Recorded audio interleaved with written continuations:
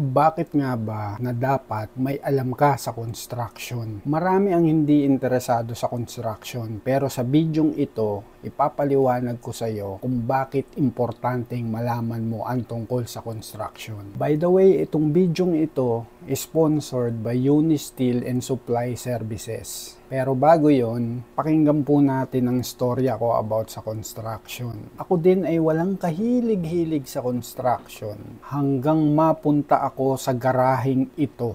Ang biyanan kong lalaki po ay ilang dekada ng builder sa Australia at mas malaki ang sahod sa first world country ng construction katulad sa Australia, sa Amerika at sa Japan. Kaya sabi ko sa sarili ko, kailangan kong matutunan to. Sa sobrang dami ng tools dito ay may araw na wala akong magawa at nilinis ko lahat yung buong shed na yan. At dun ko nakita ang mga power tools at tinuruan ako namin kung paano gamitin ang bawat tools na nandyan. Hanggang sa natulong ako sa kanya at inactual namin at binuo namin ang shed na ito. Bigla ako nagka-interes sa dali ng trabaho. After nun, baon ko yung natutunan ko hanggang dito sa Pilipinas. At dito sa Pilipinas, nag-umpisa na tayong mangolekta ng tools sa construction, pinag-aralan natin. Pati welding, bumili tayo. Hanggang sa isang araw, may problema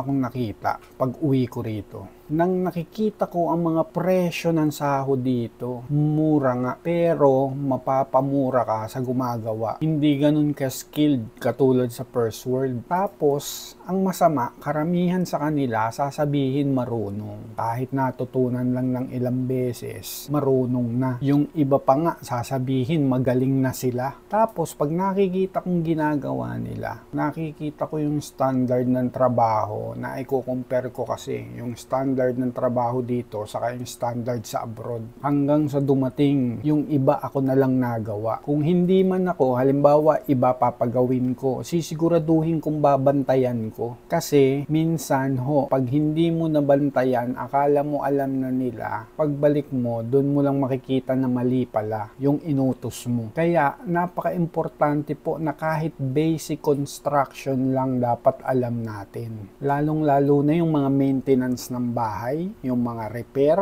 at mas lalo na kung may idea ka sa renovation, at lalo na pag negosyante ka, isa yan sa part na dapat mong malaman ang construction. Halos laging kadikit yan ng negosyante. Kasi pagka meron kang, kasi halimbawa sa negosyo, o meron kang papaayos na tindahan mo, bodega mo, kung kainan man, mga lamesa mo, minsan yung interior ng tindahan mo, lagi siyang kasama lalo na pagka nagpa-franchise ka, nang lumago yung negosyo mo, nagpa-franchise ka, minsan sagot mo na construction, pwede mong i-add dun. Lalo na ngayon tumataas ang materyales at labor, tapos maluloko ka pa, tapos ang dami pang sinasabi na marunong sila. Kaya dyan po pumapasok yung aming sponsor na Unisteel Supply and Services. Ang kanila pong services ay steel fabrication, steel supplies, sandblasting, hot dip galvanizing, at kung ano-ano pang may kinalaman sa steel. Mapa structural, telco towers.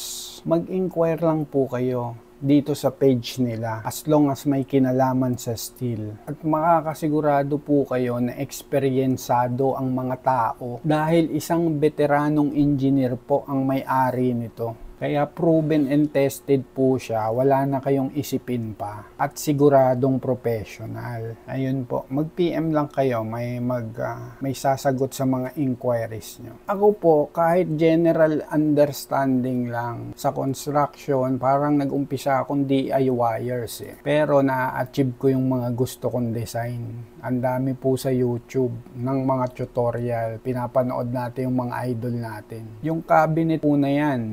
Ako po ang gumawa niyan. Modular cabinet po yan. Tapos may ginawa ho din tayong drywall partition dyan sa taas namin. 2 kwarto ginawa namin 3. Kahit plumbing pa, inaalam ko para alam ko yung mga instalasyon ng mga tubo rito. Malaking tulong po yan, yung malaman mo, yung parang pinaka-blueprint niya para alam mong i-troubleshoot, i-maintenance yung bahay mo, hindi ka natatawag sa iba, tapos mapapalpakan ka. Kaya dapat po may alam tayo sa bagay-bagay, hindi lang sa construction. Kahit hindi ho kayo maging expert, kahit basic lang po yung alam nyo. At least pag nagpagawa kayo, hindi kayo magugulat sa presyo dahil pamilyar na kayo. Pagka hindi kayo pamilyar at matagal na kayong hindi nagpagawa, magugulat kayo sa mga presyo ng materyales at labor kasi wala kang idea. At pag natutunan mo na, magkakaroon ka na ng interest sa mga interior, sa mga furniture, mag-i-inquire ka na sa mga lugar, lalo na pag napunta po kayo sa Worldbex katulad nito, makikita mo ang mga makakabagong design. Salamat po sa ating sponsor na Unisteel, and nandun po ang link sa baba. Mag-PM lang kayo sa inquiries at may sasagot sa kanila. And maraming salamat po. Hanggang sa muli. Mahirap po ang buhay kaya laban lang. Bye-bye!